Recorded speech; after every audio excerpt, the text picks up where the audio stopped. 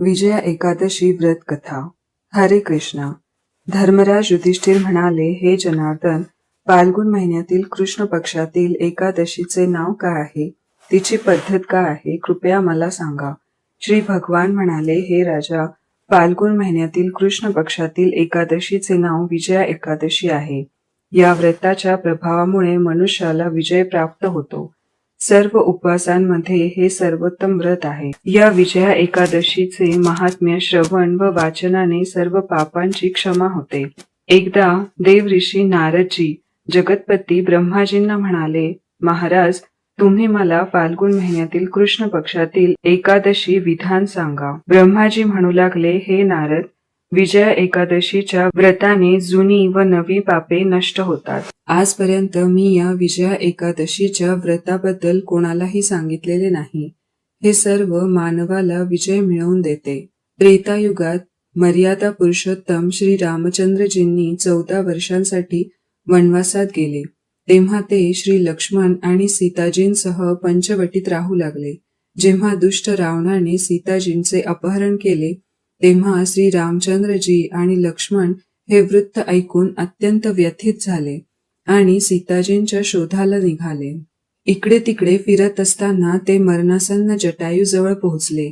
तेव्हा जटायूने त्यांना सीताजींची कथा सांगितली आणि त्यांनी प्राणत्याग करून स्वर्गलोकी गेले. थोडे पुढे गेल्यावर त्यांची सुग्रीवाशी मैत्री झाली आणि त्यांनी बालीचा वध केला. हनुमानजी लंकेत गेले आणि त्यांनी सीताजींना भेटून श्री रामचंद्राची आणि सुग्रीव यांच्या मैत्रींचे वर्णन केले. तेथून परत आल्यावर हनुमानजी प्रभू रामाकडे आले आणि त्यांना सर्व बातमी सांगितली. श्री रामचंद्रांनी सुग्रीवाच्या संपत्तीने वानर सेनेसह लंकेवर चढाई केली. श्री रामचंद्रांनी तेव्हा समुद्रातून किनाऱ्यावर पोहोचले. तेव्हा त्यांनी मगरीने भरलेला अथांग समुद्र पाहून लक्ष्मणांना विचारले की आपण हा समुद्र कसा पार करणार. श्री लक्ष्मण म्हणाले, हे पुराण पुरुषोत्तम, तू मूळ पुरुष आहेस, तुला सर्व काही माहिती आहे. इथून अर्धा योजन दौरा कुमारी बेटावर वाकलभ्य नावाचे ऋषी राहतात. त्यांनी अनेक ब्रह्मदेवांना पाहिले आहे. आपण त्यांच्याकडे जाऊन उपाय विचारू.